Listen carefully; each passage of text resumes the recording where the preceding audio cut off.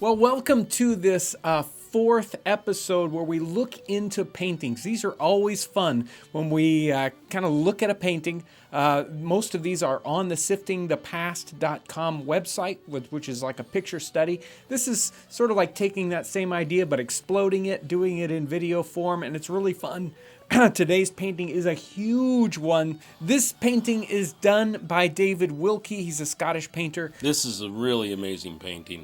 Of course, Wilkie was an amazing artist. He has some amazing artwork, even at a very young age. Right. I think he started at 19 or 18, went to school. We read something this morning about how he liked to go to places like this. Right. In this case, it's a tavern. And he would take a sketch pad and draw out these quick little sketches of the interactions that were happening. And you can see he's done an amazing job putting these sketches together into this story. And let's talk a little bit about the composition that's going on here. And from an artist's point of view, what do you see just grabbing you in an overall picture? Well, it's interesting that he uses light to focus your attention on what's happening. Yeah. Sure, there's some compositional tools, some pointers, some lines going on that draw your eye in, but it's primarily light that's coming from this window on the left-hand side, and it's being cast on this conversation here on the center table. The dog here in the corner, that still leads you back into that diagonal into the center. This is a fun painting to look at because there are just so many things happening. There's the conversation at the table. There's something going on, a second conversation in the background. Right. The dog is obviously, well, there are two dogs, remind me of my dog. When there's food around, the dog is getting into trouble. Then there's something happening over here with the man reading a newspaper or something, an article, and the lady coming through the door. It feels like there's like 10 stories in this painting. So what's going on with the tiles on the floor? Could it be a doorway?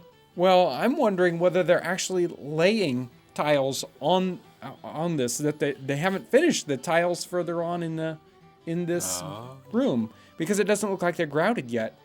And there's these two tile pieces that are laying on the floor right beside here. They're actually stacked up a little bit. Right, exactly. So what's going on with the floor?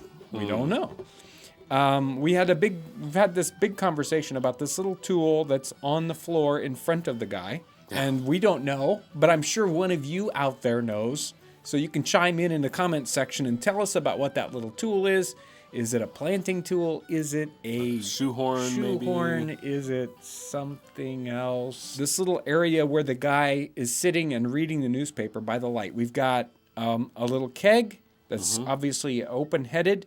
It's got a ceramic bowl, probably, sitting on top of it. There's a little broom in the very corner. What does he got? Breeches with a buckle, a knee buckle, it looks like possibly. Knee buckle, and they look like bag hose. His socks are not fitting tremendously well. I think he's got on temple frame glasses. It's hard to say, but simple temple frame glasses. He's reading a newspaper that's fairly thick. Obviously, he cannot see well. On the wall right beside him looks like a funnel, a bundle of candles.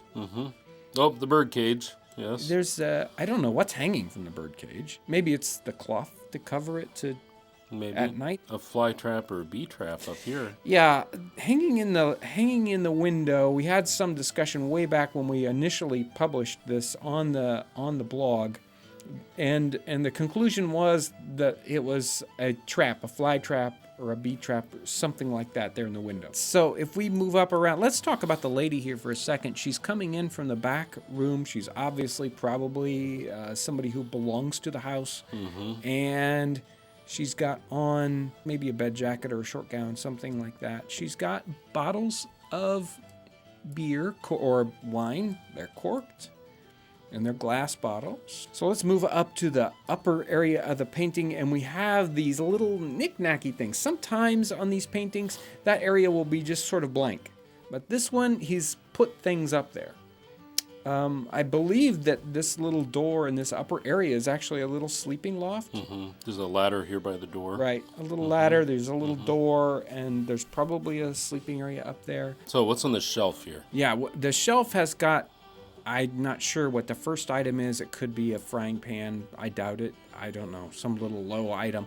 There's a glass bottle, a ceramic canister or jar, a blob of something, candlestick, A vase.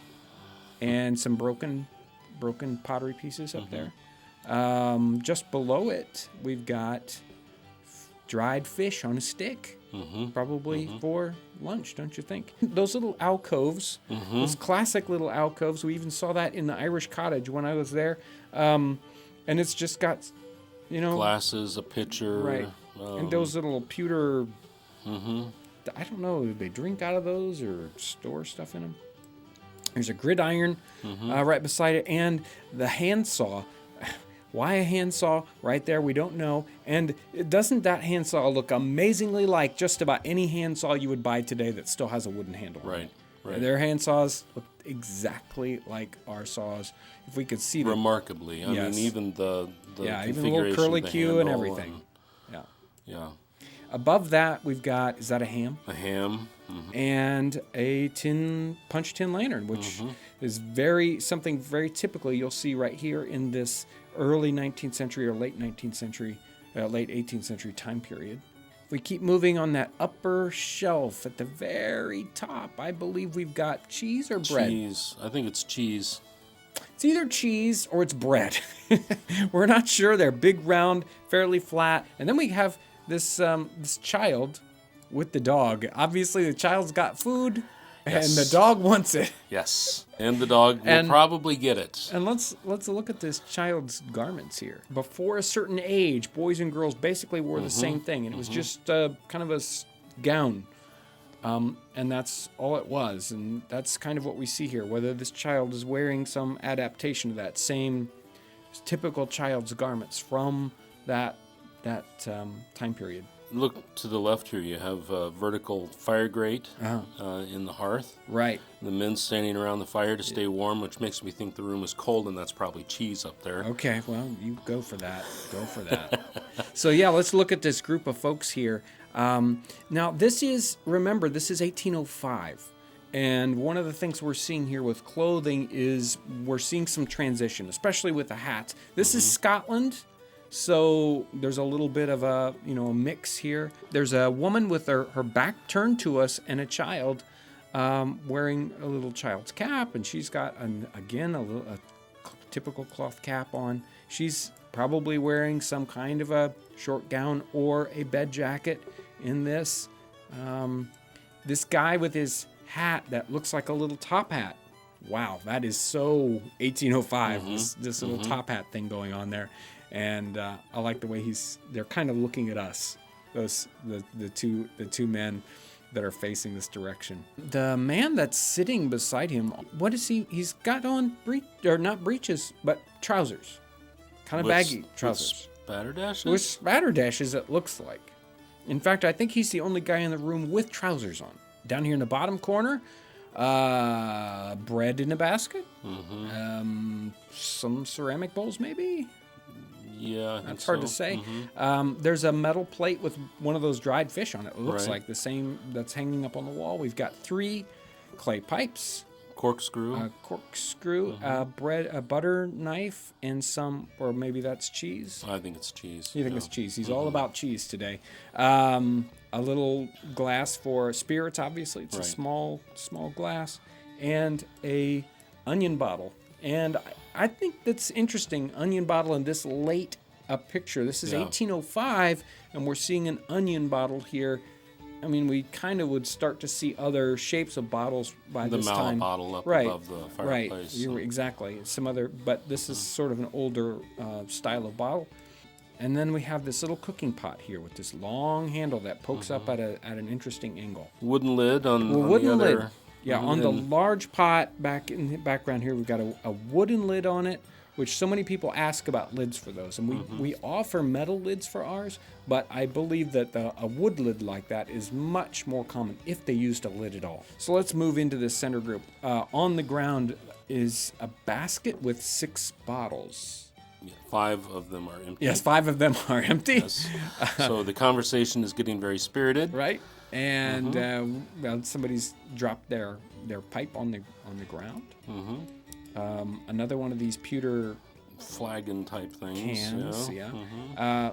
Interesting chairs. Very simplistic chairs. They look a lot like our folding chair, except they same don't thing. fold. Yeah. Let's take a look at these gentlemen here. All of them have hats except for one. This one that's right up front. Short templed glasses. Right. He's got the temple frame glasses. He's got his coat on. He's got knee breeches with little buckles. He's got spatter dashes on, so we cannot see the buckles on his shoes. Pipe. There's a pipe, and there's a plate back here, and this guy that's obviously eating cheese. I'll give you that one. That one's cheese. I know it is. And they've got these funny little hats on. They're like, like what we would sell a hat blank, but it's really beaten up and floppy, not shaped. They're obviously just day-to-day working hats that all these gentlemen are wearing here. It's an interesting group. The one guy obviously has something to say. Right. And the other ones are, eager and excited and thoughtful about it. And he is also wearing this top hat. It makes me wonder if there's something more to this, to the hats than we're aware. Right.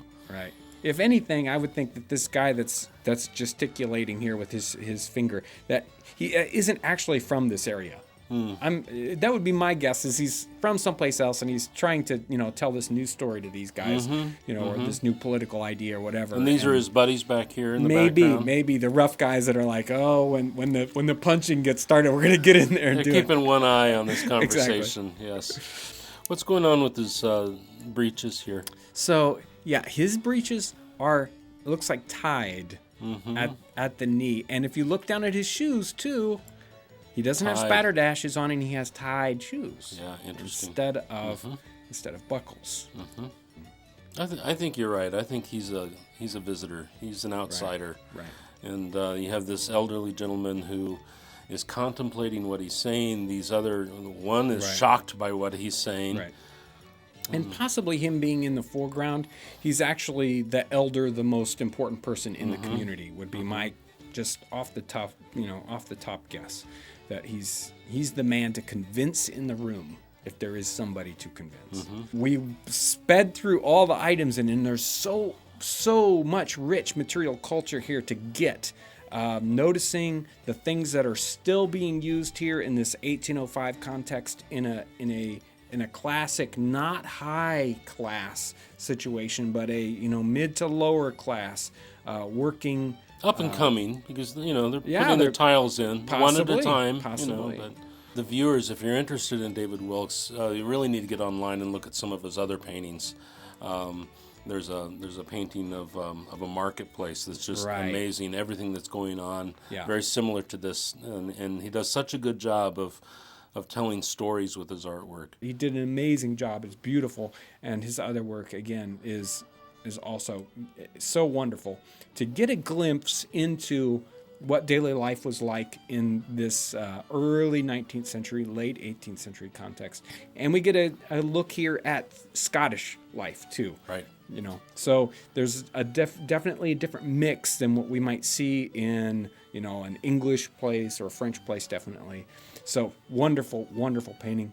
Thanks, Kevin, for coming along. I want to thank you out there for coming along with us on this painting. As we explore history, we kind of tease out the ideas in these paintings. There's such rich things to work with and to dig into. So I encourage you to dig into paintings like this, learn what there is to learn. Check out the siftingthepast.com blog, where we do a lot of that kind of thing, where we just look at the material culture, just the little things that you see in a painting.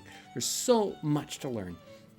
Thank you so much for your great comments, your great questions. If you've got comments on this painting, go ahead and give them down in the comment section below. There's so much here. I'm sure we missed so much. So give us your ideas down in the comment section, and I want to thank you out there for watching. If you're new to our channel, I want to welcome you. You can subscribe by clicking the button right up here. Also check out our related videos. Thanks so much for watching.